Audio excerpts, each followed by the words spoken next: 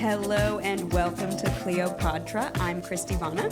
And I'm Lynn Molly, and we're two Middle Eastern comedy queens digging up the funny from the first generation experience. Our guest today is an incredible comedian. You might have seen him go viral online with Don't Tell Comedy. He's also been on PBS. Great. Please give it up for BK Sharad. Woo-hoo. Hello. Thank you. Thank you guys for having me. How you doing? I'm doing great. I'm really excited to do this. I've been looking forward to this for weeks. We've been looking forward to it cool. too. Every time I've met you, I've run into you sporadically at at the end of comedy shows and chatted with you, and you're just so kind and you're so freaking funny. Thank you. Oh, it makes me feel really nice. I really appreciate that. I actually, the first time I saw you was in my Don't Tell feed, and Nice. I saw your part about the taking a photo, right? The Portland photographer Yes, lady. the photographer, yeah. Yeah. That bit is so good. Thank you. Everyone go look it up. It's really funny that there were people that are upset about that joke. Really? Yeah, because I thought there was no way to be upset about it. People will be upset about everything. What was the big complaint? It was, alt-right people just I guess white people shouldn't do anything nice for anybody ever, huh? And I was like, oh. Right. No, I'm kind of more on your side if you pay attention to the joke. So it's very interesting. if there's anything I know about the alt-right, it's that they care about the subtext and the context. It's true. So, and they're good at comedy and have good memes. yeah. Uh-huh. We often get complaints that are like, you liberal woke leftist. And I'm like, I don't think that's the insult you think it is. Yeah. And I'm like, you forgot commie. Yeah. That is interesting. So you said off camera that you're from Jersey. I am. We want to know, how'd your parents get here? How'd your grandparents get here? What is your story, and how'd you get to LA? So yeah, I was born in New Jersey like most Indian people are. It's a stereotype. Wait, let me guess. Was it Edison? It was. So I was born at the JFK Hospital in Edison, New Jersey. And then I lived in Plainsboro for a little bit. And then I grew up in South Brunswick until I was 10. And then I moved to Dallas till I was 25. And then Colorado until I was 32. And then now I'm 33 and I'm here. Oh my goodness. How was the transition from Jersey to Texas? That's a pretty big difference. I didn't like it. I hated Texas the whole time I was there. I found joys in it, with friendships, the real Texas is the friends you make along the way. But Texas itself fucking sucks. Can I curse? Is that bad? Yeah, and for the record, sucks isn't a curse word. But I also said fuck. That's why I was. I said. Did you say fucking sucks? Yeah, I said fucking I don't even sucks. hear the F word anymore. I know. I just want to make sure. But yeah, it's awful. It's so hot all the time. In the summer, it's so bad. And then, the power grid thing. So people are dying in the heat, people are dying in the cool, and it's humid. The bugs there are crazy. Oof. Do you know what a June bug is? Yeah. I do. Awful. Do they have big this here? green one? Yeah, they're here. No, they're orange there. Oh, here Yeah, they're like kind of brown. green, right? Yeah, they're like a brown, What's that bug that looks like its back is made of tin foil, like green tin foil? A cicada? No. We'll Google this later. We'll Google this later. Yeah. We're comedians, not bug experts at Yeah. Cleopatra. Entomologists. Even though we've been accused of eating bugs on the internet, we are not bug experts. What do you mean? Oh, just haters online. That's a weird specific hate. It really is. Yeah. I looked back and they said not only do I eat bugs, but I eat them for the crunch. You specifically? Me specifically, Oh. I'm the bug eater. What did you say that Oh, it was the way I look. It had nothing to do with just my general vibe. Yeah, the internet hates beautiful women with full-bodied hair. Somebody did tell me that there is some white supremacist theory that if you're super leftist, eventually the government's going to tell you it's good for the environment to eat bugs. So you're going to be like sheep and eat bugs. And I was like, okay, maybe this is more of that. Gotcha. You're such a leftist. I've already heard that. It's not there have been people who cultivate certain types of worms as protein and powder them and incorporate them as an alternative to meat. Yeah. And it's like an actual thing. I do hope that's what they're saying I'm doing, and not just that I'm I don't know, a witch or something. Not that you're but I am a witch. Pumbaa and Timon lifting up a big log. Maybe I should just DM him and be like, what do you mean by this? I've lost so much sleep. You I'm should've not just gonna lie. Oh, sorry. No. The bugs on that scene of Lion King looked delicious. Yeah. I like every time I watch that, like not to be like the government or whatever, but first of all, Not to be the government. But bugs do have a lot of protein. There Like you go. grasshoppers are very high in protein. But when I watch that scene in Lion King, every single time I watch it, I'm like, man, bugs do be looking delicious. They did make it. Well, Next time somebody accuses you of that, just say Hakuna Matata. Hey, accuse me. I eat bugs. And according to Ahmed Al-Qadri, we all need more protein in order to sell comedy show tickets. Interesting. I can see that. So, yeah. When I was in Mexico, I also had crickets. Open and shut case. We do eat bugs. Were they good? Yeah, they were really good. They were Nice. like tiny little ones that were like covered in Like like chamoy a or something? tahine. It was really good. I've had escargot too, so maybe I actually know maybe I we do tried eat it bugs. once, yeah. Yeah. And statistically, I've eaten 8 spiders a month That's for true. 33 years. Yeah. Jokes on you, internet. Not the insult we thought it was. But going back, Texas was difficult. Yeah. And what were you there specifically for something? Was it for comedy or was it for something? No, that's where I grew up. So from 10 to sorry, 10 yes. to 25. So like I would say that's where I feel like I grew up because I had started 5th grade there and then did high school. I was there for and, 5th like, grade. Yeah, 5th grade. That's that's when things change. And okay. Also, Christy, if you don't know this, Edison is like this beautiful Indian Pakistani enclave that I feel like you must have felt very at home and very welcome there. And then Texas historically Is a white enclave. No, it's very beautiful for Just kidding. No, them. It's there's diverse parts. It's actually the opposite. Really? So Edison itself is great, but I didn't live in Edison. That's where I was born. Oh, okay. Where I lived was just, like it was like diverse. Like I had white neighbors, black neighbors, Latino neighbors, Indian a little bit. But Texas, the neighborhood I lived was nicknamed the Rice Box because it was all Indian people and Asian people everywhere. We had like Sounds a handful delicious. of white neighbors and like one black neighbor, but everybody else was Indian. Who came So- up with the rice box name? Indian people. Okay. Yeah. Okay, then we support it, yeah, and we will yeah, get it was- T-shirts that say it. Yeah, I never thought of it in any offensive way, and it was interesting because like once 6 p.m. rolled around, you just see the Indian people walking the neighborhood like 6 p.m. every day. Just everybody's walking around. We're all going to the park, and my school was like a very high performing school. It was like all Indian people, all Asian people.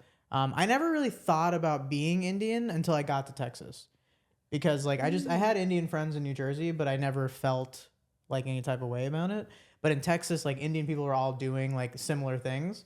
And my mom was like, oh, you should be doing these things that these people are doing instead of like the things you already like, So it was what like a were weird the pressure. things that people were doing? So I loved hockey and skateboarding. Like that's like what I was doing like when I was young. Cool. And I played hockey for so long, and a lot of the other Indian kids were playing like tennis, chess, and like I played guitar, and like a lot of kids were playing like violin and stuff like that. My mom wanted to use me as a social token with her friends, which is like her friends were doing all these things and like being like, well, my son's doing blah blah blah, and so my mom was doing things that like didn't make sense. Like I was good at school for creativity, but not at like working and focusing. And I remember my mom signed me up for this like math tutor that all of her friends' kids were in, and I wasn't in honors math, and so I'm like in this math, so I'm already like barely scraping by with my 5th grade math because like I'm just like, this is hard, I don't get math. Yeah. And then I'm like failing even more at this after school advanced math program thing. So then I'm just like, then they're like, why are you failing in school? I'm like, because I'm doing 2 different math. Right. That doesn't make sense. Do you feel like your parents are still using your comedy career as as like a social currency, or Kind of, because now that I'm like doing okay at it, Yeah. like they definitely are like more proud. You're allowed to say you're doing well. I mean, I'm doing I know fine. it's hard. Yeah, we're It's like, allowed yeah. to say you're doing well? Well, because sometimes I don't know what that even like looks like, Yeah. Because like with comedy, look it's in the fleeting. mirror. Look in the mirror. Oh, thank you. Okay, you guys. Okay, thank you. That's very nice. You're both my mom now. If I've heard of you before I even met you, if I've heard of you before I even met you and laughed at your comedy and then met you in real life and was like, oh my gosh, she's so nice. You're doing so well. Well, thank you. I appreciate that. But yeah, I guess they do a little bit. Like it's because like when I was never on the doctor track. I always like they were just like you know, don't die of a drug overdose and, you know, whatever. Because I was just kind of like a shithead. That's good advice. Yeah. Like the bar just kept getting lower. It's like, just don't get arrested, you know. Do you have siblings? Nope. Okay. So All that's why your pressure's on mom me. was using you as like the status symbol almost. Even still, they want me to have like kids and stuff. And I'm like, hey, you have to accept that there's a good chance that I will never have kids. But you have a half beagle, half lab. I know. So And I told them that too. I'm like, this is your grandson. beautiful. So, yeah. Oh, are those called legals? Labradeagle, I think. Labradeagle. Yeah. Ah, Are you ready for the Santo. name? Drop the name on us. Smeagol. Smeagol the Labradeagle. Let's link to that in the show notes. We have he has an Instagram that I don't get on anymore, but it was Smeagol the Half Beagle. Wow. Give him a follow, ladies and gentlemen, and everyone in between. So, okay, so after Texas was what state? Colorado. Okay, and did you move there for comedy, or was that? No, so I didn't start doing comedy until I was there for like 2 years. So I moved there with an ex, and I just like, so I quit drinking. Because like, you know, the reason I brought the drug jail thing is because I was like drinking and doing a lot of drugs at one point. And which is funny. I probably wouldn't have if someone just would have put me in therapy when I was young and just been like, hey, Shout out to you have therapy. anxiety, Yeah. you know, and maybe some meds will help. But I got sober like pretty. I was still like smoking weed sometimes, but I just like quit drinking. And then I was like, oh, there's nothing left here for me to do because like if you're in Texas, you don't drink. Like you're eating, drinking, and stuff like that. And shooting. So, yes, yeah. Drugs or guns. You're right, because where I'm from is the heroin capital of the world. Wow. Oh boy. And so then I got really into rock climbing and like hiking, outdoor stuff. And I was like, oh, Colorado seems to have all these things. Wow. And it's beautiful. I fucking love Colorado. I still love it. Still one of my favorite And I places in hear the world. it's got a pretty booming comedy scene. The best. Like it's truly like some of the comics we have there like are just strong. Like if I do a comedy festival, it's always like 6 or 7 of us. And then like I'm always just watching them like, you guys are so funny. Like I love you guys so much. But Colorado, okay, I'm going to find a place where you went where it was not cool to be Indian. Colorado? It was never not cool. So here's what I find interesting, and I have a joke about this right now, which is it's harder to be Indian in a very liberal place than it is to be in a conservative place for me. Say more. Because so let's say I'm doing comedy, right? If I do like, so Colorado Springs, more conservative, it's like a military town. I fucking murder. That's my favorite. Like if I'm gonna film a special, if someone's like film a special anywhere, it would be Colorado Springs. Wow. They're so easy. I don't have to like, because what I have this phrase I've been thinking of is I learned in Colorado to tell jokes about being brown for white people. So I don't get to just fully say my experience. I have to be like, hey, I'm okay. Everyone's okay. No, you can laugh. Like your job's not gonna find out. Like I'm okay. Like I'm not gonna think you're racist if you laugh. I want you to laugh. You know. And you learn how to like do that, which has its values because that kept me from being like brown hack. Right. Where like I can't Or as just we do, call it in the industry, niche. yes, I can't do just like, you know, stereotype like, Right. oh, my mom wanted me to be a doctor and then now I'm this, but you know, like I had to really dig deep and talk more like about like the nuances of being brown. Oh, okay. And so like it helped me, but at the same time when you do a place like Boulder, if you bring up being, so Boulder is very progressive. It's like Portland. Yeah. If I bring up being Indian, they tighten up because there's like, oh, he's about to teach us something. And I'm like, no, I don't want you to learn anything from me. I want you to fucking just laugh and have a good time. And so like those conservative rooms are easier and they're always usually like less weird to me. They're always just kind of like, dude, you're so funny. But if I go to like Boulder, it's always like some old white lady. She's like, you know, I went to India in the 60s. Everyone who ate, prayed, loved. Yes. Yeah. And like yoga people, because, you know, they change their names to Indian names. And like, and that's the thing. Those people are always like, oh, you know, don't appropriate culture. But then like they'll steal from yoga all day. Like they'll go to India. There's like a whole tourism industry. If you go there, you come back, change your name to Satya or like whatever your now Indian name. She's like, well, we now pronounce it appropriate. yeah, exactly. It's okay now because I went to India and a brown person gave me this name. Do you not find that here? Like in the sense of like... I do feel like sometimes we talk about this a lot, that audiences that are, you know, super Portland, Brooklyn, Silver Lake. Sometimes it's like awe audiences, we call them. So you're like, you tell a joke about like a racist experience you had, and they're like, aw, and you're like, no, I'm fine. I'm a comedian. Please laugh with me. Yeah. It's weird because I don't know what they think is happening, because like it's a comedy show, and like I understand maybe at an open mic, because like an open mic anything can happen. So like if I bring up something racist, you don't know if I'm going to be like, and it's good that happened and I deserved it. I don't know, like, we don't know if you're going to pull a gun out on stage. You don't. Truly, 100%. So it's just fascinating because like those like conservative rooms typically like there's also a threshold. Colorado Springs is like I think the maxim of that. If you go any more conservative where like they don't have experience with Indian people, then it gets even weirder because then like they don't have context.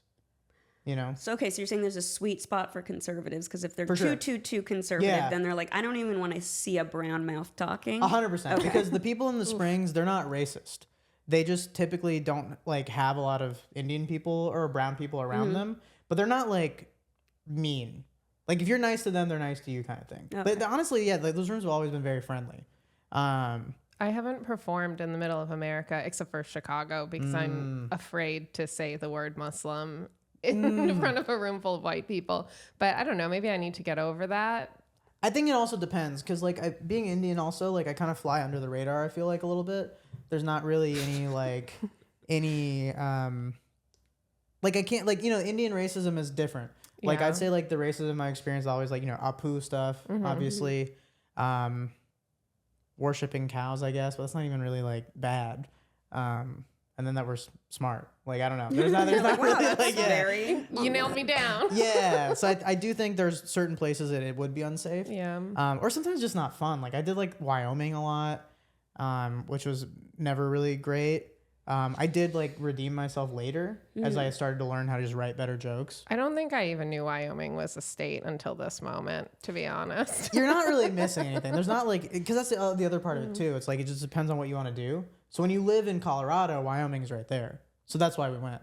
Yeah. Oh, but you're right. But if I lived here, I just realized that. Like there's no city there that's like too like big or whatever. So like living here, like it would be a very specific instance for me to like go out there. But there it's just like it's right there. Right. So you might as well just I've also yet to go to I mean I've done like red counties in California and Nevada and stuff, and that's always really interesting. How does that go? I'm so like selective of where I go. I feel like I'm just so like protective of myself. But sometimes I wonder because we're like small women, like I feel like people are less afraid of us. I think my recollection is that I relied a little bit more on crowd work. Yeah. So that was really interesting that you said that you have to be more nuanced with a conservative crowd, because I was thinking the opposite, that you would no more nuanced with the liberal crowd. Like like a liberal crowd, you can't do like anything about stereotypes or like anything like that. Like because to them stereotypes aren't real. They don't like acknowledge that, which I think is weird. I don't know how you guys feel about that, but like for me, it's like I feel like. I mean, obviously there's like racist stereotypes, but sometimes there's stuff like, you know, if I talk to my friends, like just any brown friend, like a lot of their moms do like weird coupon stuff, you know, like at Kohl's with Kohl's I Cash do weird and things coupon like stuff. Me too. And so like there's things like that we just share as like childhood experiences or whatever, which I think is fine. But it's like, yeah, like if you just like, because I had a joke about how I like wasn't a smart Indian person. And like it took a while to figure out the wording because they would get weird. They're like, "Wait, why is that funny?" And I'm like, "You know why that's funny? Because like I'm supposed to be smart, and everyone wanted me to be smart, and I wasn't. So that's the bit, you know." Right. And so like, but yeah, the Springs. I mean, they're down, like for everything, you know. No, that's fascinating. It's very interesting. Colorado, it's like, you know, there's like Fort Collins, Denver, Springs, Boulder. And it's like Springs amazing. Like honestly, Springs, Fort Collins, Denver, all really good. But I'd say Fort Collins and Springs are like, those are my two favorites. So I'm guessing the reason you came to LA was because your career was going so well in Colorado and you had to move on to the next level. Yeah, I don't want to do like acting stuff. Yeah. Like I'm trying to do like, cause like stand up is like, I think my number one love, which I'm also realizing here is like, I fucking love it. Like I drove 3.5 hours yesterday to do 15 minutes. So I could like work out this new joke that I was like excited about. And I was like, yeah. And like, that's the thing. Like I love it like so much. It's my favorite thing in the whole world. And like acting is good, but stand-up is just the best. So I'm trying to just do some acting stuff. And, you know, I've auditioned for weird things already. I had my first brown like audition, you know? Were you in like, a room with every other brown yes, comic? yeah. And it was so funny because you hear about those things happening, but in Denver, I'm the only Indian comedian. Right. And so like there's never like we need an Indian guy. Because if they do, they'll just message me. Yeah. And be like, hey, we need you, you know? But so it's like, which I kind of liked better. I felt kind of weird being in a room with all Indian people. Right. Like in the sense of like, it felt, I don't know. I don't know if I'm off base for this, but like in Denver, they're like, hey, we need a guy to be an office employee or whatever, right? So then a bunch of us are showing up. And then that gives them a chance to pick different things. But here it's like, we need an Indian guy specifically. Right. Who can perform their race better. But... Yes. Yeah. And then it gives me weird Indian guilt of like, oh, I'm not Indian enough to play this role or whatever. Cause like, you know, I have like tattoos and shit. So it's like, and then also just being there, I was like, oh shit. Like now I have to compete against Indian people where like, it brings me back to those Texas days. Right. Of like, I'm Indian again. Right. Where in Colorado, I was just a guy. You know? Now you have to enroll in after school classes for... yeah, literally. I got to take after school acting classes for sure. So take us a little bit back before the beginning. How did your parents get here? Or can you tell us, or you can go even further back if you want to tell us about... I don't really know too far back because my family was like poor in India. So I'm from the same part of India that Aziz is from. Chennai, so Tamil Nadu. Where is that, north or south? South, like southeast. Like Aziz has like such a good bit about it, about how it's like the South Carolina of India. And it's like, it's so true.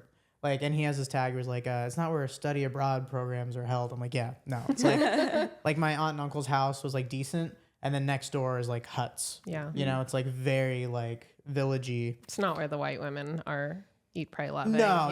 And my dad's side of the family was like very poor, like so poor. Like a lot of them of his family members like live in one house and stuff like that in like a very poor part of India. And have you been? Yeah. Wow. Okay. It's been a long time. Like I haven't gone since I was 15. But so my parents had an arranged marriage, met in India, and then they still together. Yeah, and then they moved here in 1987. Wow. Yeah, I think my dad came first, and then my mom came like the year after. And then I was born 1991. And so my dad was like IT guy. And, you know, and then my mom was going to be a doctor, but then she like stayed home instead. Yeah, so they came to New Jersey in 87. And why New Jersey? Because that's where you go. Yeah, that's where my parents went. Yeah. So. Yeah. It's like, I mean, New Jersey's like Ellis Island for Indian people. It's just like, you know, your friends are already there. I mean, it's like doing comedy. It's like you can move to New York or LA. Right. It's like that's where everybody you know is. So. And when did you feel like you started having like a comedic inclination? Did you always feel like you were funny, or did you discover that a little bit later? Yeah, I always liked making people laugh when I was like a little kid. Like I was always like writing jokes and doing like goofy shit like that. I really liked performing all the time. I really wanted to be a singer and a dancer when I was a kid. Wow. Yeah. So I was really into like the, not really anymore. Dance? No, I haven't danced in so long. I have dance trauma now. But I used to. Let's take Dance trauma. Yeah. What's dance trauma? Oh, I'll tell you. When I was a kid, I like really wanted to be in like a boy band. So I loved like Backstreet Boys. I loved NSYNC. And I remember when I saw, do you remember Dream Street? It was Jesse McCartney's original project. Okay. And I remember I saw that and I was like, kids are doing it too. Like I could do this. I just got to find 4 friends that will do this with me. And no one would. And you should have been on MTV Made. I was trying everything. I mean, I was like dancing like at school talent shows and stuff. And then in 6th grade, it's so funny, like, because I've had this instance happen a lot as a kid, like when I was younger. And now that I'm an adult, I'm just like, I would like never put my child through this, which is like, my mom always had a friend who was choreographing a dance or like a play or something. And I'm just like, I'm like, why are they doing this? Because like they didn't want to be like a playwright or they didn't want to be like a choreographer. They just like did it as like a hobby. And one of my our like family friends' moms, she had this. She choreographed a dance for us, and the dance was fine, but the costumes were bad. You know, like those like soccer like vests. Yes. And they're like made of nylon. Yeah, they're shiny. Oh, yes. the pennies. Pennies, yes. Yeah. And she like lined it with like gold like ribbon, and then put these gold stars on the back. Oof. And they were Sounds like hot red. to me. I don't know. It really was bad. And like I was like shirtless, wearing the vest. We did the dance at school. I mean, now I could probably rock it, but back then it's like, yeah. So we did it at school, did the dance, and then everybody called me Gay Aladdin. I was gonna say, vest with no shirt under is giving Aladdin. Yeah.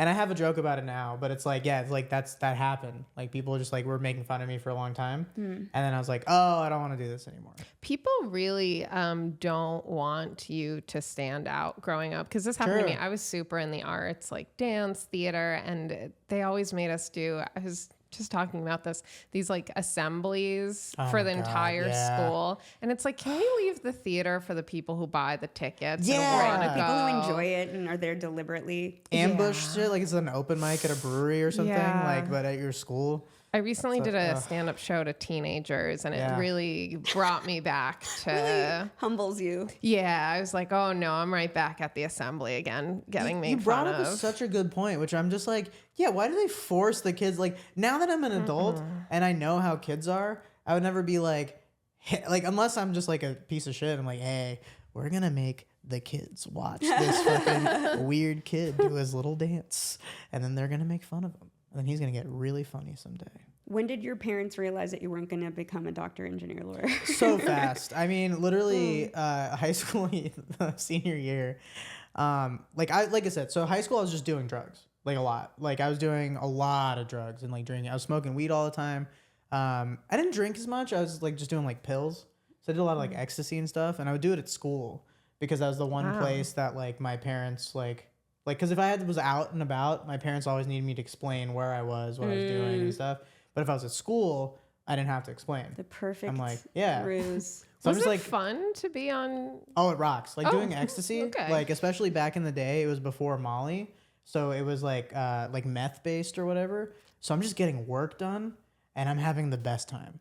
So I'm just like doing math, and I understand math now, and I'm just like doing math and oh math. no, I was doing great. Yeah, I was fucking like I was doing like getting shit done, but I'm also like, yeah, fuck yeah, dude. Look at you fucking getting algebra for once. And isn't Adderall like tiny meth? Like, a little bit. Okay. And I abused a lot of adjacent? Adderall too, but sometimes I would do ecstasy or whatever. And so senior year, like I was skipping a lot. I remember I had a weightlifting class and I never went. Like I went the first week and I came the last week, and because you always like try to see if they're gonna count you absent, like based on your report card. And he didn't count me absent ever. Wow. And so I showed up the last week and he's like, "Hey, good to see you." And I was like, "I've been here the whole time. I don't know what you're talking about." And he was just like, "You're so stupid." And so I almost didn't graduate because I like didn't go to this one class a lot. And so my mom, so then I got a bunch of Adderall, and I just was like going in like during like earlier before school, lunch, off periods, like after school to like catch up on work. On gym class? No, this is a different class. This Weightlifting. I just see this montage of you like going early to exercise and squeezing it in. This is like a multimedia class or something, like some kind of like shit like that. And so she was like, "You can do all the work if you come in, blah blah." So I got a bunch of Adderall and I just powered through, did it. And then the last, like the graduation came, and my mom goes, "This is your last chance to tell me if you're not going to graduate. Because if they don't call your name, you're going to kill your mother in front of all these people." Wow. Drama. And I was like, "No, I swear I'm graduating." And she kept being like, "All right, we're here. This is your last chance to tell me that you're not graduating." And I was like, "I'm fucking graduating." And so I walked the stage, and afterwards I'm like, "Told you." And she's like, "You don't need to have a bad attitude about this." Wow. And I was like, "Whatever, dude." I know. She doubted me the whole time, and I was like, I swear. Did she know about like the drug usage? Yeah, I'd gotten like caught smoking weed, and like I smoked a lot of cigarettes and stuff too, and I got caught doing that. So yeah, she knew, and so I think like they were just like, if he does anything, like and doesn't die, it would be like a miracle. Like it is funny. Like when I look back to my drug usage days, I'm like, it's crazy that I like don't do drugs anymore. Right, that you know? turned out so well. Yeah, like I turned out normal. Could And have I think gone, like, I'm real even bad. well, and I think I'm even more even keel than like other people like my age now a lot of times. At like which it's interesting. Yeah. But I just was like such a lunatic for a while. I feel like sometimes you have to, like, if you get it out of your system young, then there's like less of a desire to do it later. That's like when I studied abroad in the Netherlands. It was like everyone I went to college with was like, we're going to try weed. We're going to get so high. And all the kids were like, we're over it. We did this when we were like 12. Pass. That's such a good point because I was such a straight-laced person in undergrad. And then by the time I got to law school, I was like, all right, let's see what Bud Light's all about. Let's see what these people have been talking about. Have my first Bud Light. And boy, oh boy, do we have a lot of BLs. Yeah, wow, BLs. Huh? I mean, not really. But It's like your cousin. Oh, sorry. BL, it's like his cousin, BL and BK. BL and BK. BL and BK. I have to ask just because, how are your parents doing with tattoos? Oh, now they don't care. Like they used to like really be like some type of way about it. That's my big hesitation. Can't That's really why I see don't them. have them. What'd you say? I was going to say you can't really see them on the... Oh yeah, I got like my full like arms. I have my whole back. I have most of this leg. I'm gonna start on my torso this summer.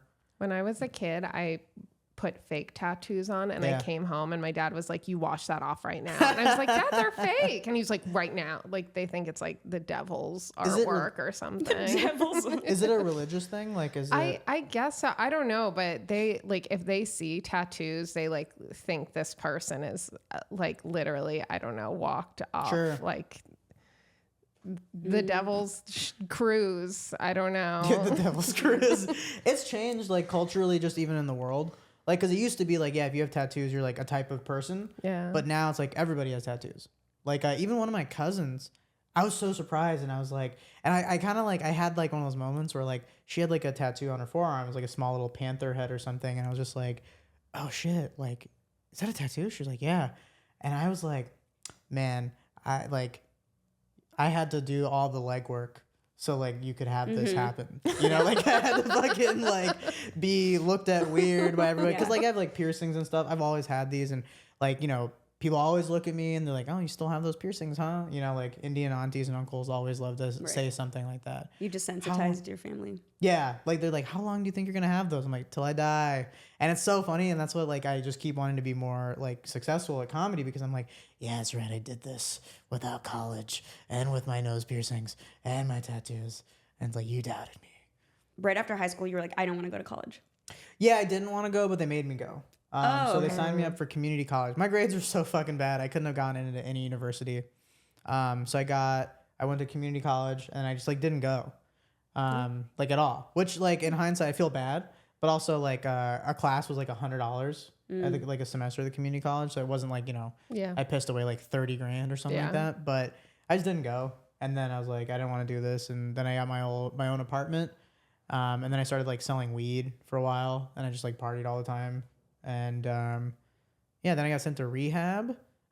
I was about to ask, like, what was your scared straight moment? The rehab wasn't my scared straight moment, and neither was crashing my car drunk. It really just like came like years later as like I was like, let me try to like see if I need these things. So I had like, because I started getting really into metaphysics and like meditating and like all this shit. And I remember I just had this moment. I'm like, do I need these substances to be who I am? And so I was like, let me just take a month off.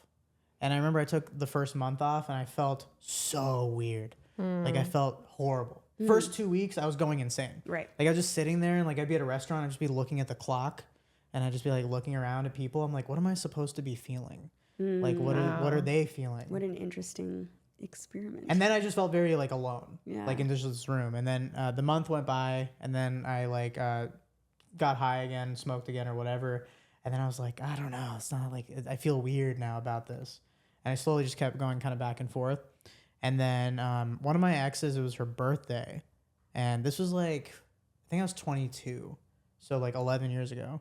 And I spent the whole day at her birthday. And I'm like, oh, sorry, I got too drunk and passed out. She was like, what are you talking about? I'd done a whole day's worth of things. Like I went to family dinner with her family. And Wow. like Just blacked out the whole time. I just blackout. And I drove. Like I drove us there, drove us back, and we had a good time. And like she said that I acted normal. Like I was just like totally fine and like didn't seem like drunk or anything, but like I didn't remember any of it. And I was like, it's kind of sad to like not remember your like partner's birthday, you know? Like an important day, and just like that I just didn't remember. And I was like, I think I should take a little break from drinking. And so then I just didn't drink for like 5 years. And then I was like, maybe I'll have a beer once in a while. And I tried it. I was like, this shit sucks now. It's not the same. Yeah. And then, And now do you feel really good? Yeah, for the most part. Like I think when I moved here, I just started eating like shit because I was a little sad. And so like my body felt bad for a little bit, but you know, working on that. But drinking, like I don't really miss drinking ever. So I guess I'm curious a little bit about the Colorado to LA transition and what that felt like, because I'm sure you were going from a big fish situation to obviously LA. Everyone's scrambling for stage time, and just how did that feel? The comedy here has been great. Like everybody's been so nice. Like comedians have been super kind to me. Like even this is like, you know, I love doing stuff like this. Everybody's been very kind. The shows have been very fun, and like that's been nice. The city adjustment is what's been hard for me. Okay. Because Denver and Colorado, like I'm not a city guy. So when I lived in Colorado, I never lived in Denver.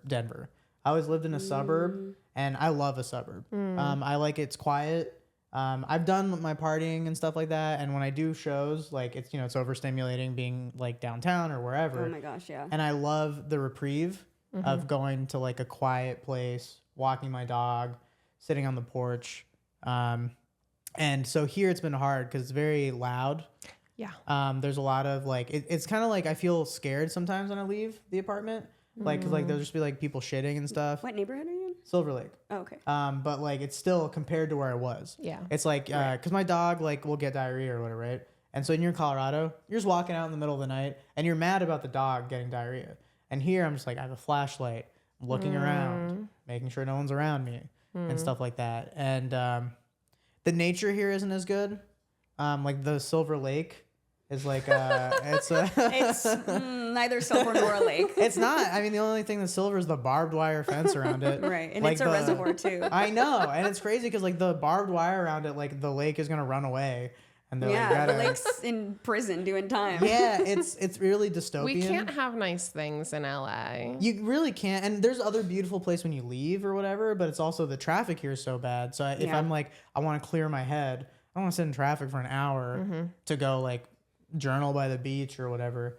And so Colorado, it's like, you know, there's trails everywhere. You can kind of just like be like, you know, in nature and like relax. And so that's something I miss. I always say in LA there's no mishwar. Do you know what a mishwar is? Is that Egyptian also? It's like in Arabic, it means like going on like just like a joy excursion. Yes. So it's like you just go for a drive, you just go for it. But everything here, there's no mishwar. It's always like a headache or a hassle to do anything. I really appreciate that you said that because I've been feeling that so hard and I didn't know how to like articulate it. Because it's also tough because like I'm new to the city and I don't want to be like, your home sucks, you know, like or whatever. Like I don't want to come off that way. So like I don't really get like express too much of like how I'm feeling because like I don't want to come off like ungrateful or whatever, if that makes sense. Yeah. Especially when like LA is already so crowded. So then to voice like distaste for where you are, like you're probably gonna get like so then get the fuck out of here. Yeah. How about that? It's like unbecoming. Like, cause I came here. I know. I like, agree. Yeah, I agree that it's like, unbecoming to you, but you got to feel your feelings, you know, and it's a very valid observation / critique. I was listening to a podcast about. Sorry, Lynn. I listened to other podcasts. Christie, stop it. I keep cheating on her podcast. How psychotic would it be if I only listened to my own podcast? Especially if you're just like laughing. That would be worse. Yeah. There's like, ha ha ha, that thing I said. I only laugh at your jokes and look in the mirror while I'm doing it. But about how so much research about just the act of seeing nature rewires your brain and has like so many health benefits. And like, I know that's like such a basic thing to say, but there's just more and more research coming out about how that actually works, like neurologically. Yeah.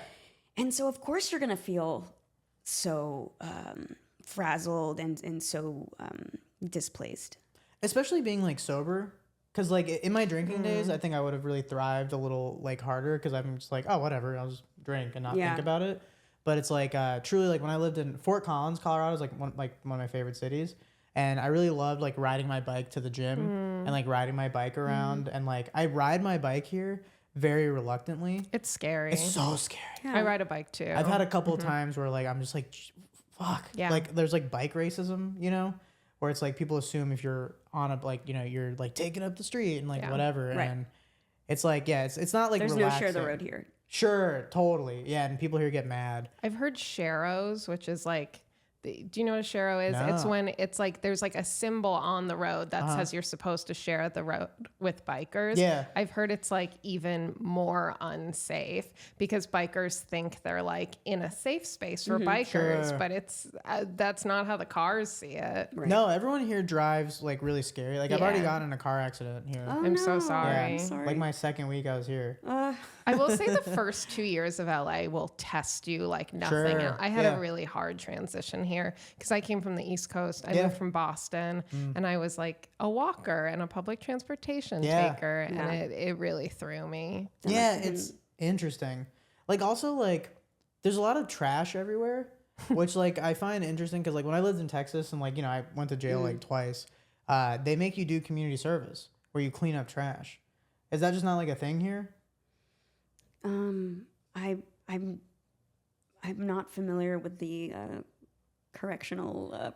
There's just like such an overwhelming amount of trash. Okay. Where like as I'm riding my bike, it's just like a lot of times I'm like, please don't tire pop, you know, like just like with like glass. There's a There's like stairway. debris on the streets. There's a stairway right next to my apartment that would be perfect. So there's a coffee shop I go to all the time to like go write and journal and stuff. And like going, so the stairs takes you directly up there, but there's like needles and like broken glass. And so I can't bring my dog there ever unless I carry him up the stairs. Yeah. And so then I have to drive, which is like, So stupid. yeah. And it's just like the stairs are right there, but they're long and just like filthy. And I'm just like, why doesn't anyone think to like, I don't know. It just feels like if there's a place that gets trash in LA, they're just like, Yeah. it's what's there now. LA feels like to me such a broken city. Like when it rains, the traffic lights don't work and there are potholes for like months and you're just like never moving. Yeah. And the weather's great, you know? It makes me feel a lot better to hear you guys say this because like Yeah. these are all things I've been feeling. But again, it's like I'm trying to like, you know, stay positive. And, like It does get a lot. Once you like know where you park your car and you know where you do your groceries and you know your people and you have your routes and your back routes, it does get infinitely times better. sweet. We have a couple of silly little questions I'm we're in. going to ask you. Here. The first one is Cleopatra was the queen of luxury. What is a bougie thing you don't skimp on? Ooh. My haircut for sure. You do have great hair. I've I been was gonna say all three of us. admiring. This is the curls pod for sure. Curls pod. Curls with a Z. Yeah. Absolutely. Favorite font. So like my hair style. I mean, he doesn't charge me like too crazy, but that's like the one thing that like I will like only get my hair cut from him or whatever. Are you going to Colorado for these cuts? Yeah. So like I have shows there like this week, and then I have an appointment scheduled and stuff like that. So that is probably one. I'm trying to think if there's anything else. What product are you? I was really thinking about your product. I'll Maybe tell we you can the talk whole- off. No. pod. I'm happy to share with everybody because I want everybody to know. Can you tell it like an influencer to the camera? yes. Hi guys, Hi, a lot of guys. you have been asking me about my skincare routine. Yeah, hi guys. So a lot of you have been asking me about my It's skincare hey, routine. fam. And hey, oh yeah. Oh Or yeah, no, if you're a, I gotta think of what like my fans would be called. you know? BKs? Yeah. What's up? What's up, Kings? What's up, B Kings? B Kings? Yeah, B Kings. I got. it just sounds like Burger King. I know. Yeah, that's what. What's yeah. up, Whoppers? Yeah. What's up, BK's Kids Club? We got. You're just gonna get a cease and desist from BK. I actually don't hate BK's Kids Club. That's fucking great. But yeah, I do Kevin Murphy products exclusively. I do the Smooth Again shampoo and conditioner. And I don't shampoo every day. I shampoo twice a week. But I wash my hair with conditioner every day to like reset it. so then I can put my product in. And then I use Kevin Murphy. Who motion trained lotion. you this well? I dated a hairdresser for 5 there years. it is. There it There it is. is. I was like, I'm really impressed that you knew. She helped me so much. Because before that, I always used to straighten my hair. And with like a flat iron. yeah, and That's thin so it like out. 2000s Yeah. Arab Yeah. teenager. Love Well, because I didn't that. know. Yeah. I was seeing like the white guys in like the emo community, like that's who everyone thought was hot in my Right. community, and so I was like doing that shit. And I remember I went to her salon, and all of her like coworkers were like, "Oh my god, he has amazing hair." I was like, "I do," and I just had no idea. And so like, yeah, That's what beauty standards will do to you. Behind every great head of male hair is a woman, of course. of course, yeah, Of course. She was a great Yeah. hairstylist, and so like, Kudos to her. so Kevin Murphy products. I want to get sponsored by them so bad. All right. Well, we Us can, too. if you want, we can clip this out and you can Please. at them and be like, check this out. Please. The Cleopatra. She wasn't actually Egyptian. She was more Grecian, Okay. but she embraced a lot of Egyptian customs. Are there any American customs you've super adopted and/or any Indian customs you can't shed? Definitely shoes off. And shoes off in a house. I feel very weird wearing shoes here. Right. Like in this like feel- environment. My white boyfriend wears yeah. shoes from the minute he wakes up till the minute he goes to bed. And it is crazy. He cooks breakfast in horrifying. shoes? He gets up and he laces them. He Oh. uses a shoe horn. This man Shoe is horn? committed to wearing shoes. blink twice if you're okay. Well, you just I'm get not. house slippers. Like I like house slippers. I feel like it's a good like I fully Ship, agree. yeah. Yeah. Shahata. There we go. Another Arabic word. yeah. Fucking. Is there a word for A house slipper. house slippers?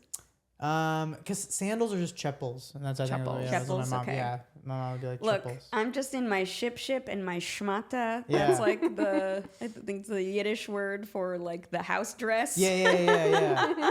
And that's just my uniform because I work from home. So that rocks. That's perfect. yeah. I'm trying to think of American like traditions or whatever. I don't know. I like Thanksgiving food. Ooh, Thanksgiving food Yeah. is, I mean, come on. It's Like I don't true. like celebrate Thanksgiving or whatever. Like it's with not my a good family. holiday, but it But, is like, good food. But my white friends, if they have like like a Thanksgiving dinner, I'm like, I'm over there. Do you know why I think we like that though? Because I feel like Thanksgiving dinner is just like a Indian, Middle Eastern every night dinner. 'Cause, Yeah, you know, totally. we're Too used much to having food. Yeah. like so many different plates. Like I feel like that's the one time The they spread. get like a Mama Mullock dinner. Oh, and then I think I have another American tradition that coincides with why I like Thanksgiving. It's the one day where no one else is doing comedy or anything. So it's a day I get to fully like rest and not think about like my career and stuff because I'm like, oh, there's nothing I can do about it. I can't go do a show or a mic right now because it's Thanksgiving. So that means you've done shows on Christmas? I mean, I'll do a show literally any time. Wow. You anywhere. will find that LA really, really dies down. Like, I don't know how long you've been here, but the week between Christmas and New Year's comedy is dead. Oh, I think I might leave town for Yeah, that. you 'cause I don't think I should. want to be here for New It's Year's. really a bummer. Yeah. Yeah. It seems like New Year's here would be like really wild. Or just like not fun. It's like all the bars have a cover, but it's the Yeah. same bar you can go to any night Sure. for no cover, but it's more packed. Yeah, and if Interesting. you're not like a big drinker. Yeah. Yeah. I'm not even a small drinker. Do you have any superstitions from your culture that still stick with you? Because like I have ingrained in me like the evil eye Yeah. and touching wood and jinxing things, and it's something that sticks with me. And I love asking people about their version of that. I think I just think God is out to get me a lot of times Mm. because of like things my mom would say. Like my mom would always like leverage God for me to like do things. She'd be like, if you lie ever, like God will get you. And I remember this like movie that my mom was watching where like this Indian guy like did something, I don't know. And then he was like praying at the temple and then like a bell fell on him and killed him. Oh. And my mom's like, yeah, that's what God does. If you like, lie. But I or, was like- praying. He was praying for forgiveness, but she was like, what he did was so fucked up that God killed him. So I do think sometimes I'm like always like, God's gonna get me something. You know what I mean? But maybe he's going to get you and give you a hug, I don't know. I still So- have that like trauma in my head where like Wow. because Hinduism's like not vengeful in any way. It's very just like be kind and like everything's fine. So then why would she say that? My mom is very like Just like a evangelical. discipline But okay. she's like with her Hinduism, she always has like a guru guy that she's following. I've never heard of an evangelical Hindu. She's so about it. She always has a guru. There's always like someone, and like she's like, I learned the breathing technique. Like, remember when COVID was happening? She's like, I'm gonna send you some videos. Here's these breathing techniques. Just do the breathing techniques every day, and you'll be okay. And you won't get COVID. Yeah, basically. Wow. And she went to medical school. Technically, it was breathing that got us into this mess. I know. Again, she said that. I was like, that can't think of anything worse than breathing right now. I mean, I had a guru. His name was Fauci, and I followed what he said pretty intensely. So we're all, I guess, just following along, right? That's true. But she's just, so religious. And so she's just like, I instilled a fear of God in me, which is like weird for Hinduism. Wow. And do you still feel like... It's like lingering. Yeah. Like there's like most of the time I'm like, I'm fine. But even now I'm like talking about it. I'm like, I'm sorry, God.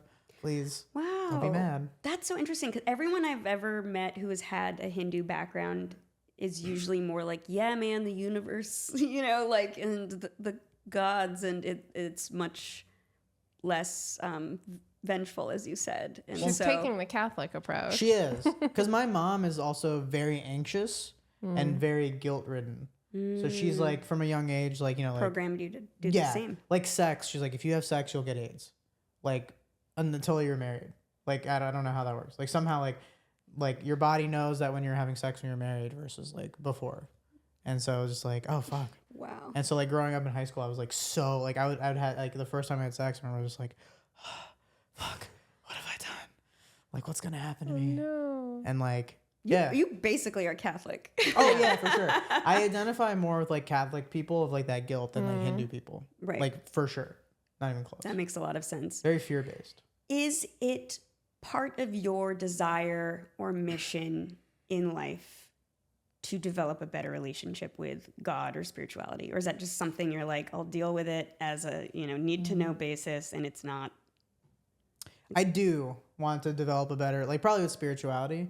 Because, like, as I mentioned before, I was, like, in that metaphysics stuff. Yeah. And, like, that was so beneficial for my life. But I've strayed so far away from it because I feel like spirituality has become, like, a commodity almost. Like, it's become, like, monetized. And, like, I don't know Not who almost, to talk to. quite actually. For sure. And so I just don't know who to, like, talk to. Because, like, I went to a metaphysics school.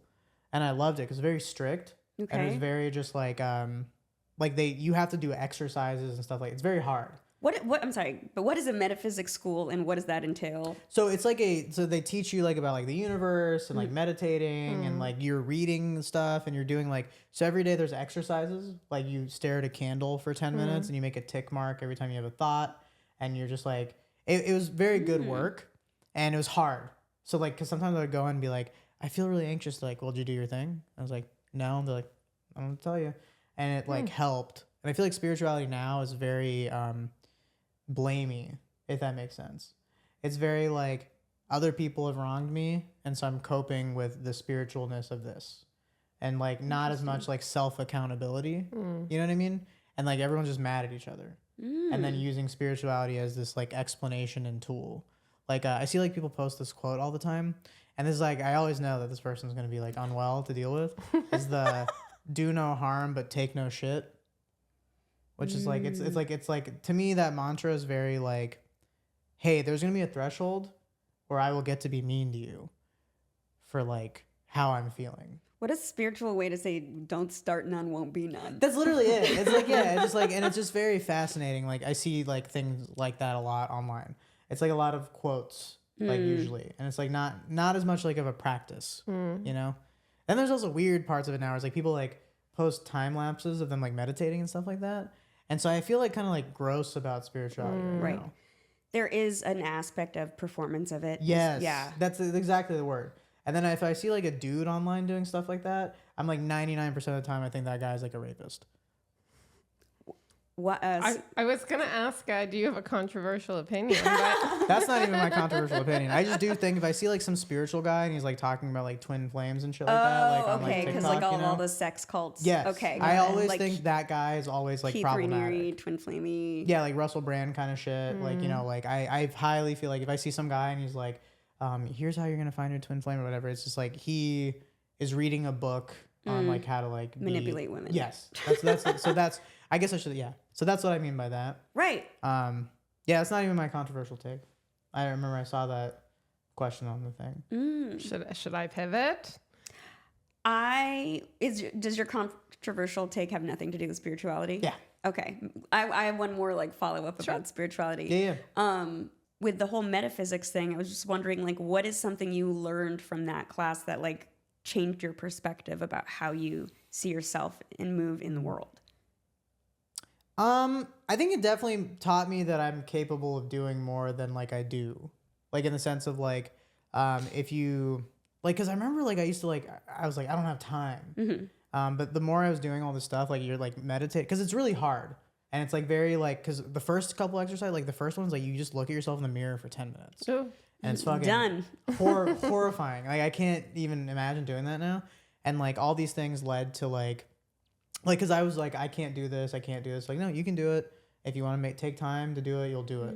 And then I remember just like looking back, I was like, I had a job. I was working 38 hours a week. I was in school full time. And then I was still going on dates, and I was still like going to the gym and eating good, and took a whole day for myself once a week. And I was like, I don't know how I had time for that. Cause like every day now I feel like I'm drowning. Yeah. And so I think sometimes it's just like, yeah. I would wager that it's social media. Oh, 1,000%. Yeah. It sounds like there was not, social media wasn't as big of a part of life back when you were doing. Sure. Also, I think there is something to be said. I feel like the more busy I am, the more I get done. And Yeah. That's true, unfortunately. Which I think for me is The way it linked to works. social media. Me too. Because I scroll and scroll, and then I get sad about something, and then I, get mad or like whatever, compare myself, being like, oh, I have to get more followers. And Rewrite a caption 8,000 times, and then you're like, Yeah. an hour's gone by. Nobody reads on Instagram. What am I doing? well, being a comic too, it's like this weird, like, we live in a weird space where like we can't be like too sincere all the time. Especially it's like if you post like a picture of yourself looking nice, you have to make it funny. Right. Like, you can't just be like, look at how fucking good I look in this picture. No, You kind of yeah. have to be like, Be like, this little piece of shit Yeah, cleans up real yeah. nice. don't notice the background here. There's like a, I have such a hard time. Like I don't post pictures of myself to the grid for that reason. I just am like, ugh, whatever. But you like you can't not post It pictures performs of the yourself. best. unless I'm saying like I don't post my pictures that are not related to like here's my shows. Yeah. You know what I mean? It has to be like this is my face. Come see it perform. I'm never like just in the vein of like genuine. Yeah. Being genuine, being like, hi, this is me not when I'm not a comedian. Somebody told me that that's like the thing you have to do if you really do. want to. You have to like post your personal life, and I'm like, but that's my personal life. Can I protect my peace at all? it's like as a comic, what people care about the least is my comedy. Is anytime I'm like, hey, here's where I'm doing shows, because that's also easy.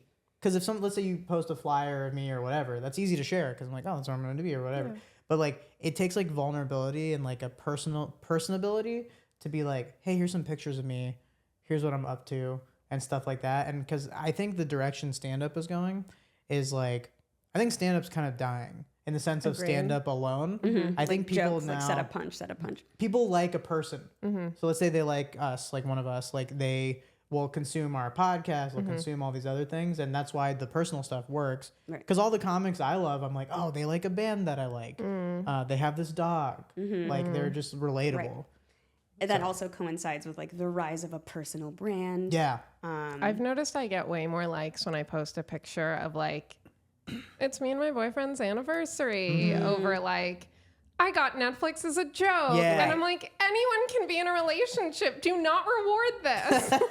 I actually think that it's the opposite because people are like, Netflix is a joke isn't true love. They're happy it is, for Christy. you. Sorry, I'm just kidding. Netflix is a joke. Please consider me for 2026. It's also, I feel like when I post something like that, like if I got something cool, like it's a lot of comics like trying to be supportive, like because it's like, I don't know, which is Fire nice. sign, fire sign, fire sign. Yeah. And it's, I don't know, man. Because anytime Which I post do, but I'm trying not to do flame emoji every time. if I post 100.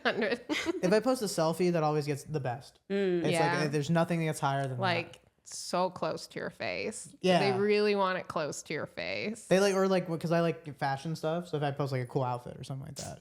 Fit But of it's the like, week. yeah. Just wearing this every day this week. Yeah.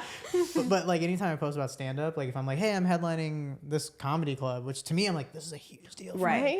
They're like, 45 likes. I know. And then like there's a picture of me with this dog, and then that one got like the most engagement of gosh. anything I've ever posted. Oh my God. Classic. Yeah, it's speaking of the whole metaphysics spiritual thing, I think it is just so hard now that your job is inextricably intertwined with this need to commodify every experience you have. Yeah. So this is what I'm doing. This is what I'm thinking. Here's my. It's like, ugh, I don't want to do that. And if that's an absolute necessity to be successful, I often find myself thinking, maybe I'll just be not. That's where I kind of draw the line too. It's like, but can I have anything that's mine? You can. I think here's like a middle ground. I don't practice this at all, and I'm so bad about this. I'm so mentally ill right now with the social media stuff. I feel like you just have to get busy living a life, and like the rest will come, like, and letting go.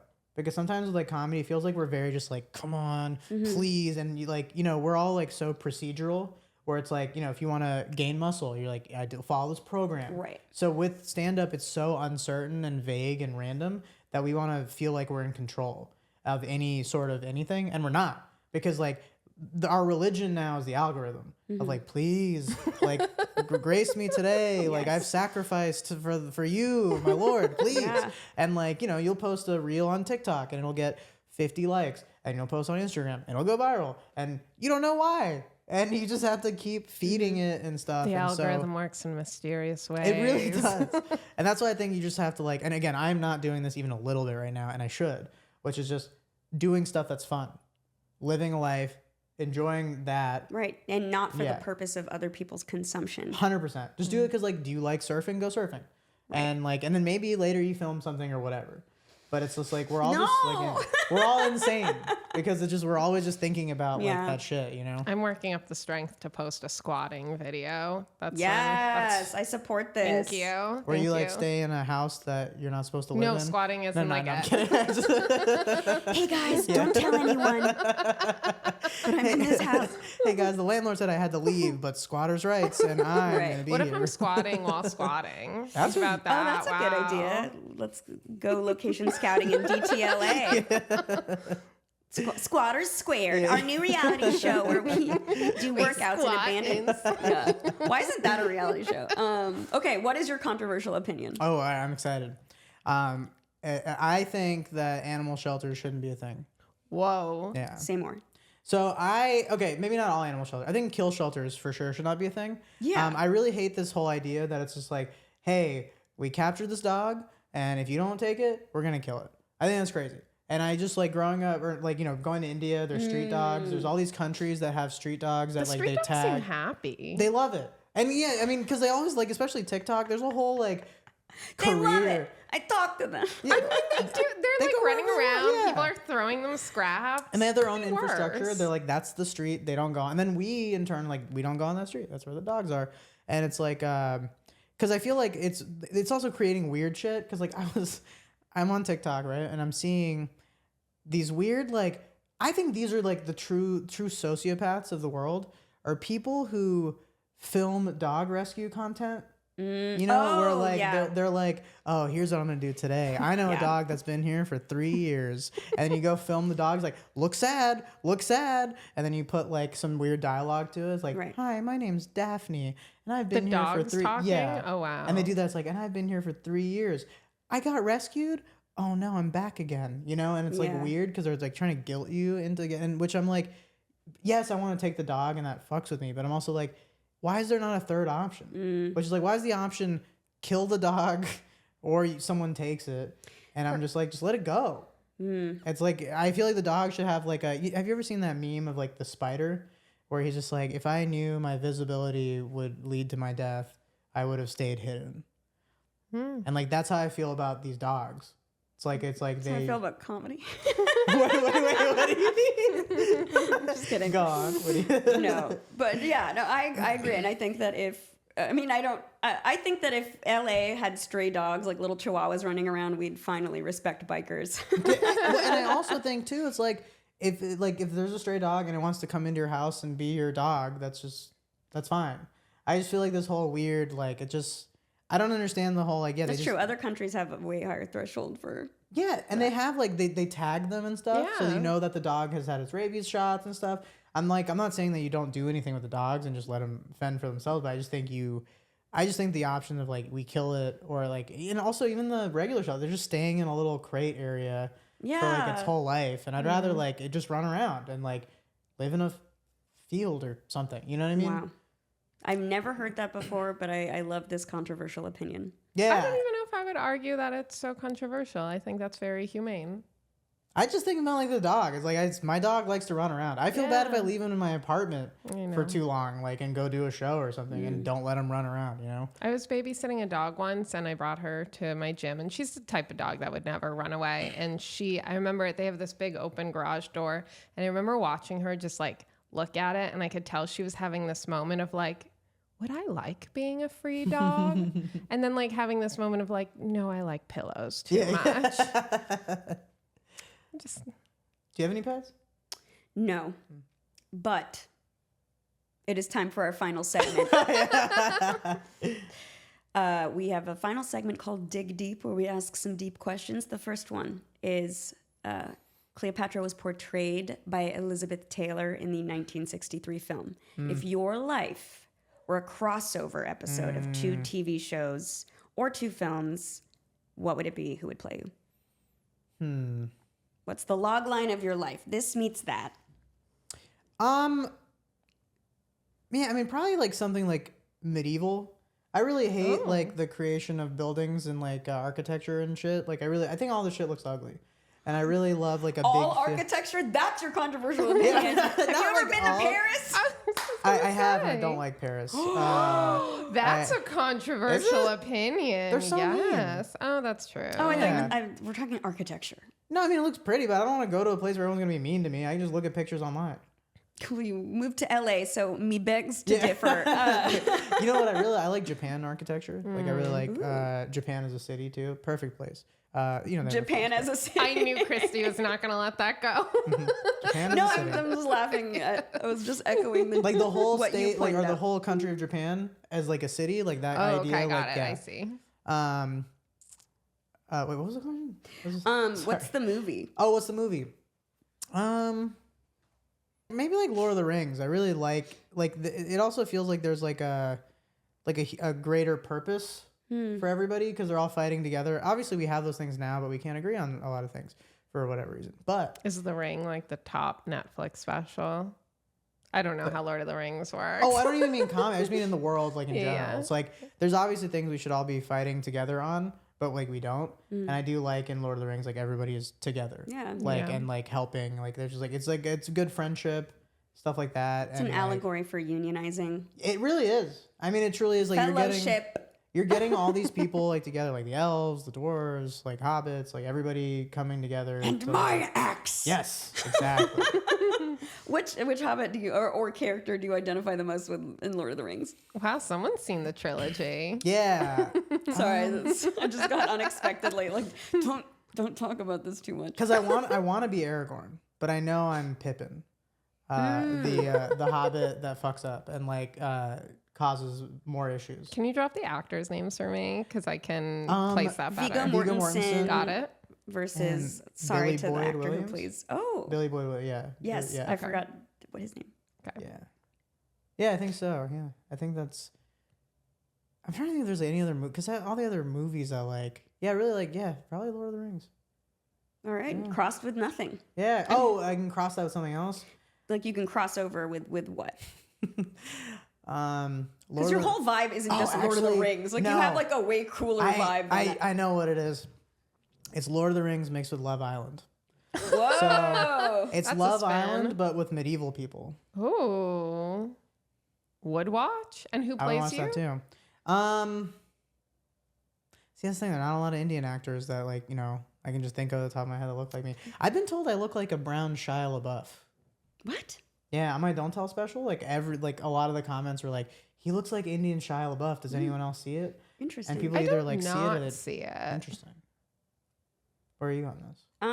I could Yeah, I could see that sort of, but I also just think people have terrible frames of reference for anything. Yeah. So It wouldn't have jumped off the page to Yeah. me, but if someone says it, I can meet them halfway, I think. I was surprised. There was like 20 your hair's comments too about good it. to be. He has good hair. Yeah. He has good I short. think that once somebody suggests it, though, they like incept it, and then everyone Sure. starts piling on. Like the bugs comment. Exactly. I love Everyone the kept bugs chiming comment. in, and they were like, "Yeah, she does actually. Yeah, actually, now that you say about it, They walked right into my bug trap. yeah, like moths to the flame." So silly. My web. Wow. Okay, we like that. And also, if you had to pick a non-Indian person, it can be a woman, it can be a non-binary person, whatever. Like an energy. An energy. Ooh, an energy. Who do I really like? I really like Keanu Reeves. That's I see that. I so see that. Yeah. Yeah. I really you're like his, chill. yeah. You seem decent. No one beefs with him, and I kind of like try to inhabit that myself. I feel like no one beefs with you. Not that I know of. I will never like if someone tries to beef with me, I'm like, come on, what are you doing? like, like it's a misunderstanding. Let me explain my side. Yeah. for You a buy long them a time. cheesecake. Yeah. Wow. That's I a like- great answer. Yeah. So I'm Keanu Reeves in Love Island, Medieval. All right. Love Island, Middle Earth. Yeah, I was looking for the name there. Middle Earth Lord Island. Island. Middle Earth Island. Yeah. And then Cleopatra was known for having a storied legacy as a scholar and a leader, so many things. What would you like your legacy to be, and or what would you like your epitaph to read? I guess like the legacy I want to leave is like that I tried to leave things better than they were. Like I do like try to make people feel better. I want people to like feel better after interacting with me than worse. And then also like just like talking about mental health stuff more. Like I do really like that. And I hope people tell their friends like they love them and stuff like that. And I just feel like you should be free with your feelings. And like I don't like, just be kind and be free with how you feel with people. What about your epitaph? Is that like a Your slogan or whatever? gravestone, yeah. Here lies or BK what's your Sharad. catchphrase? It doesn't have to, Here lies BK Sharad. He didn't always bomb. He didn't always bomb. Yeah. What a humble fucking gravestone. That is really, really humble. I had like cause like when I was like very depressed at one point, I had like a suicide note, and I ended the suicide note with "That's my time." Really endearing. Yeah. But also, you had a suicide note with you ever. Did you laminate it? I didn't laminate because it was on my phone. Oh, Like I had it like you typed had a out. suicide note in your app notes. Yeah, my Oh, app wow. notes. It's just like in a But folder. how would people find that? I had like instructions. Like, it was like, here's the code. If you go to this folder, Wow. like, yeah, you'll find it. Why didn't you just print it out on a piece of paper? I didn't have a printer. And you didn't make me want to kill myself. Well, BK, next time I hesitate to offer this on live podcast, but Yeah. I do have a printer. Awesome, You can thank reach you. out to me, not to talk you off the ledge, Yeah, just yeah. to print out your instructions. That's good to know. Yeah. Because then I can also fax it. I don't have fax capabilities. Oh, okay. Ooh, we're so sorry. I'll find a fax machine somewhere. I'm sure there's a comedian in the scene who has one. Retroactive trigger warning: suicide. Oh, yeah. That's But I'm okay. okay now. Yeah. Yay. So do you still have the note? Probably. Yeah. It's like somewhere. I haven't like looked I would at it have in a long probably time. kept it too, just to like Yeah. look back on it and be like, wow, look at how much pain that person was in. It was like a leaving a job note more than anything. It was like, hey everybody, like here's the instruction on how to take care of the dog. Here's how you do this. Please do not worry. Don't spend money on a funeral. Like it's fine. And An exit interview. Yeah. I thought you were gonna say that leaving a job, it was like, and fuck all of oh you. no. I was like, truly do not even worry. Like I think, and I was like, yeah, I was gonna be like, I'm gone. I'm traveling the world for a while. See you guys later. So yeah. I didn't even want anyone to know. I was just like, I couldn't handle it. You guys will be fine. Yeah. Wow, I'm so sorry that was a part of your That's story. fine. You know, But COVID. we're so happy you're still here to Thank grace you. us with Yeah. your jokes and your I presence. appreciate that. Yeah. Thank Yeah. you guys so much. And I bet you a lot of people will feel less alone having heard this. 100%. And Or, and message me. if not this podcast, at least something that you have said or something you will say. For sure. And yeah, message me on Instagram if you ever feel like you're struggling, like with mental health stuff. But don't message me for my printer. Yeah. That's only for me. It's not a service Yeah. plan. Well, BK, that is the end of our episode. We cannot thank you enough for being here. Thank you so much for having and me. It was so fun. Just bringing your amazing Keanu Reeves energy to us. Thank you. Where can people find you? What would you like to promote? Instagram was the main thing, Insane Brown Posse. I recorded 2 episodes of my podcast yesterday, first 2 episodes. It's called Brownward Spiral. And yeah, that'll be fun. Check that out. I'm going to start streaming on Twitch. And then, yeah, I have shows coming up in Colorado, Philly. I'm doing your run. Philly, New York, Boston, Vancouver, and Chicago. Wow. Cool. Very impressive. Well, thank you so much. We will link to those in the show notes as usual. We will also link to your dog Instagram. Thank you.